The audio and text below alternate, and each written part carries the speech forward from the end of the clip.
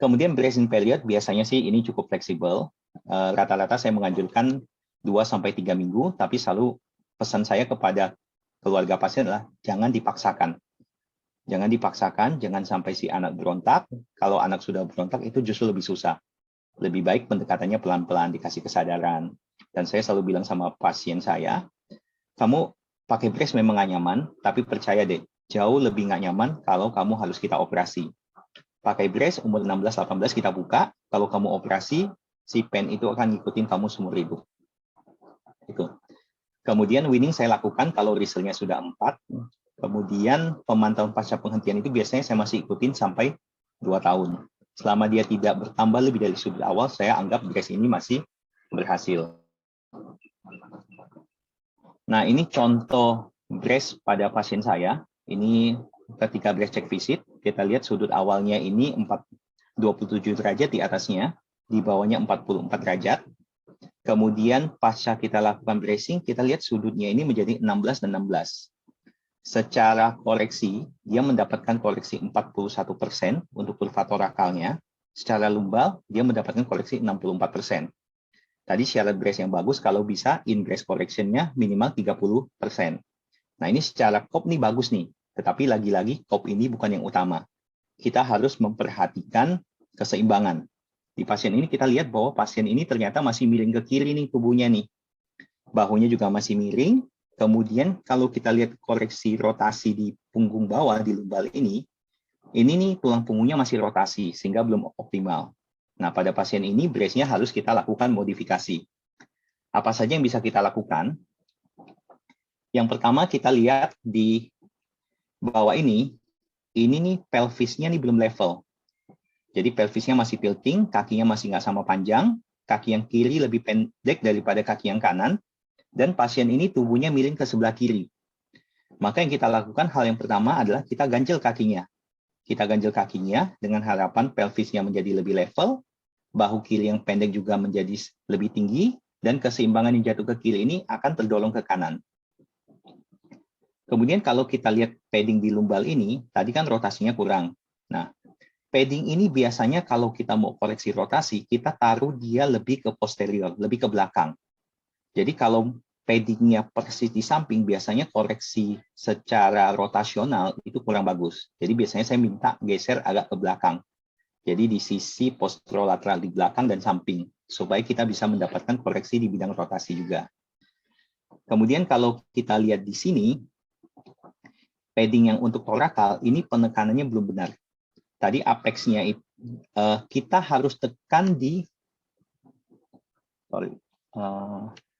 nah puncak skoliosis itu kan ada di sini nih, apex-nya. Jadi yang harus kita tekan adalah iga yang ini. Iga ini yang harus kita tekan. Kalau kita lihat puncak penekanannya ini masih terlalu rendah. Sehingga kita harus geser sedikit.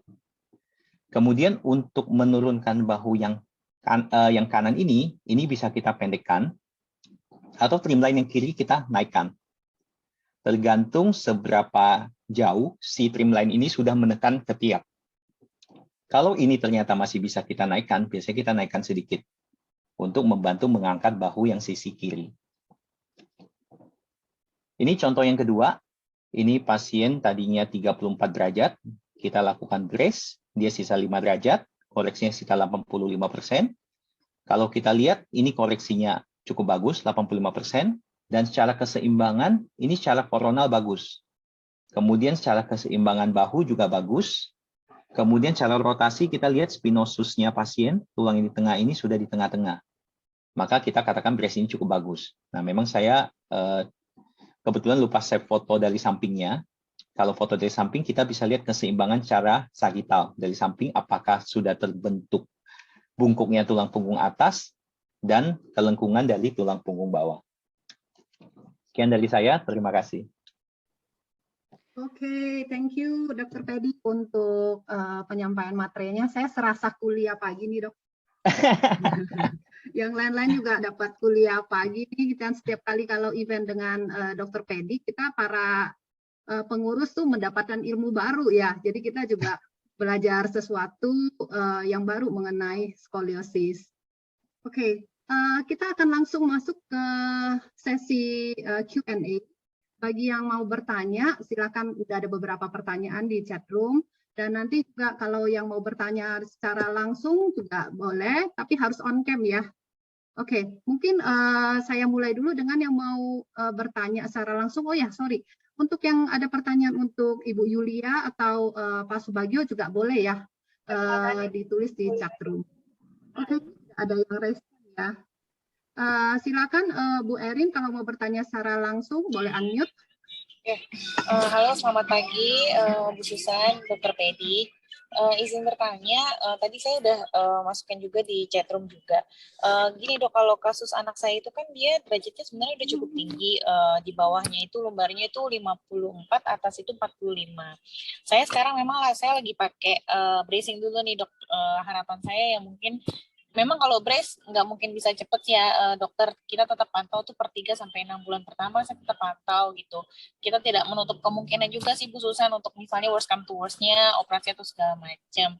Nah yang jadi pertanyaan saya, kalau misalnya dipakai brace nih, misalnya saat kita lihat ada perkembangan yang positif di 6 bulan pertama misalnya ya dok, sampai dia berkurang 5 derajat, kita lanjutkan di setahun, dia ada pengurangan lagi sampai misalnya dia derajatnya berkurang jadi 40 misalnya, let's say gitu ya dok, yang bawahnya dari 54 ke 40. Nah kalau misalnya case seperti itu udah berkurang derajatnya dia, apakah masih tetap operasi dok opsinya gitu dok, walaupun sebenarnya udah di bawah 45 nih kan, kalau operasi kan aturannya di atas 45 gitu ya dokter Pedi. Kalau misalnya udah berkurang ke 40 atau di bawah itu 38 atau 35, apakah tetap wajib dioperasi gitu. Yang kedua, teman saya itu kan sama nih dok, kasusnya dia umur 17 tahun itu kedeteksi awal di 40 derajat, lalu maaf saya potong Bu Erin, untuk boleh? sementara boleh satu pertanyaan dulu aja ya. Oke, terima kasih. Boleh. Terima kasih. Silakan Dokter Pedi. Oke, Bu Erin. Jadi kalau secara sudut itu kan udah di atas 50, udah di atas 45. Itu sebenarnya udah indikasi untuk kita lakukan operasi. Nah, tapi memang tadi seperti Pak Subagio, kalau dengan operasi itu biasanya udah mundur duluan nih Bu, udah takut duluan. Nah, sehingga mau nggak mau ya kita mesti melakukan sesuatu nih. Makanya terpaksa kita coba dengan brace. Nah, tapi dengan catatan bahwa ada kemungkinan, malah kemungkinan cukup besar bahwa brace ini akan gagal. Ini dari awal udah mesti kita sampaikan bahwa kemungkinan gagal ini cukup gede. Nah, walaupun ya kita masih akan pantau nih. Kita akan pantau. Tadi saya bilang bahwa sebagian besar pasien yang kita gunakan brace, maka pasca brace-nya berhenti, dia akan balik ke sudut awal. Kalau di 54 ya tadi ya. 54, maka kalau misalnya kita stop brace-nya, kemudian stop brace permanen ya, bukan stop brace untuk kita foto doang selama 2 jam kita buka, kita foto.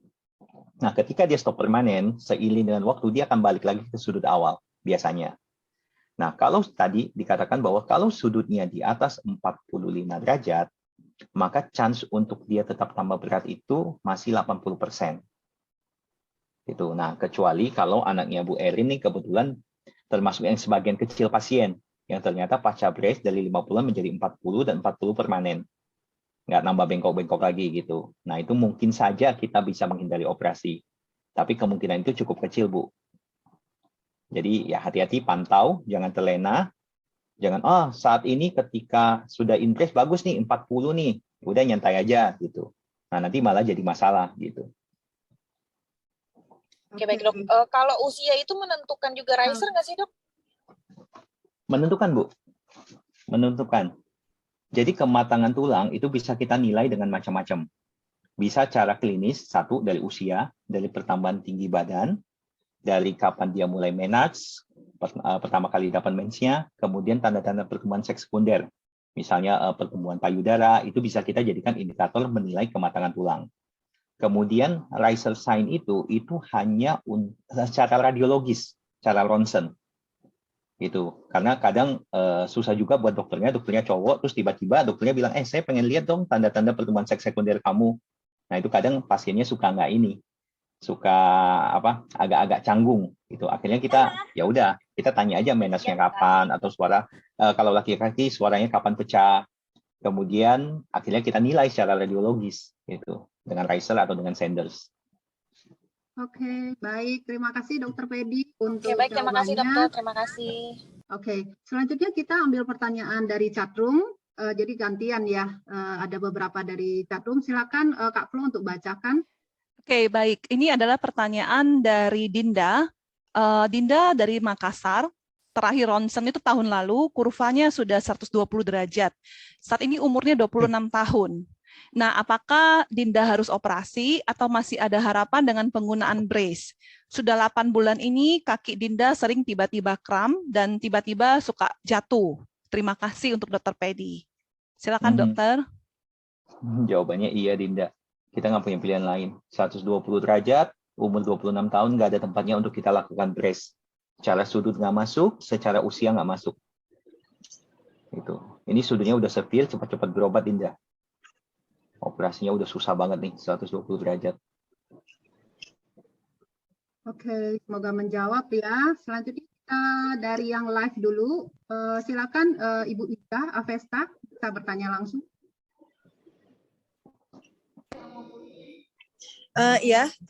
Selamat siang. Halo. Ya, silakan Bu Iza, kedengaran suaranya. Ya, begini, anak saya umur 18 tahun. Dia kemiringannya sih nggak terlalu parah, 20 derajat aja, tapi badannya tuh bungkuk, terus kurus banget orangnya. Terus saya udah sempat ke dokter, katanya harus pakai brace, tapi tadi saya dengar dari Dokter Fedi, katanya 18 tahun sudah tidak efektif lagi memakai brace. Jadi karena sudutnya cuma 20 ya, saya pikir sih tidak terlalu parah, cuman katanya mempengaruhi kepada kurus badannya karena skoliosis itu gitu. Apakah betul, Dokter Fedi? Oke, langsung saya jawab ya Bu Susan ya. Iya, silakan Dokter Pedi. Bu, kalau 20 derajat, 18 tahun, mohon maaf saya kurang setuju sama dokter yang nganjurin untuk menggunakan brace. Kalau saya sih no brace. Nggak ada tempatnya untuk kita lakukan brace. Kemudian apa yang bisa kita lakukan? Lakukanlah postural exercise, perbaiki posturnya, perbaiki bungkungnya, cari keseimbangan yang bagus. 20 derajat sampai tuanya itu tidak ada masalah, asalkan keseimbangannya bagus. Keseimbangan koronal bagus, keseimbangan sagittalnya bagus, itu nggak akan ada masalah di kemudian hari. Nah, apa yang bisa dilakukan? Lakukan terapi, Bu. Ke dokter fisioterapi, minta latihan-latihan untuk menarik ototnya sehingga lebih balance, sehingga keseimbangannya bagus. Nah, kemudian skoliosis sama kurus itu nggak ada hubungannya juga ya, Bu ya. Kita banyak juga pasien skoliosis yang cukup gemuk. Gitu. Kalau ke Dokter Fedi lebih baik ada tempat terapi atau gimana ya? Atau periksa? Saya pengen periksa sih tadinya, saya online browser online, terus ada Dokter Fedi, rencana mau periksa gitu ke Dokter Fedi. Apakah nggak usah aja atau gimana? Atau sebaiknya Dokter Fedi bisa lihat gitu atau gimana? Kalau mau ketemu saya sih boleh aja, Bu. Ya. Tapi kalau misalnya benar pengukurannya itu 20 derajat di 18 menurut tahun. dokter sih ya, dokter di dokter tulang gitu di rumah sakit Halmahera di Bandung. Nanti ukur sendiri aja, Bu. Di Instagram saya ada cara pengukurannya. Sama di diskusi kita yang dulu pernah kita bahas ya, Bu Susan ya. Cara mengukur kop ya. Nah, ukur aja, Bu. Iya, baik-baik. Pastikan bahwa itu benar 20. Tapi kalau mau datang ya silakan aja, Bu, nggak apa-apa. Iya, tempat fisioterapinya tuh di mana aja ya? Sama aja. Fisioterapi itu mesti dilakukan berkali-kali, Bu. Jadi usahakan cari yang dekat rumah. Jadi kalau Ibu di Bandung, jangan paksakan fisioterapi di EKBSD. Kejauhan, akhirnya malah nggak jalan. Oh iya. Baik-baik. Enggak sih, soalnya kadang-kadang di Jakarta, Bandung juga gitu. Jadi di mana aja yang penting rutin gitu ya? Betul. Iya. Rutin dan baik, benar. terima kasih banyak, dokter. Oke. Sama-sama, Bu Isa. Kita lanjut dari chatroom ya. Nanti untuk yang mau bertanya secara langsung boleh raise hand ya. Nanti akan saya panggil setelah ini. Dari chatroom, Kak Flo. Oke, baik. Ini ada Ibu Mona, tapi Ibu Mona juga angkat tangan. Mungkin nanti Ibu Mona langsung bertanya saja. Di chatroomnya udah panjang. Mungkin Ibu Feni ya. Ibu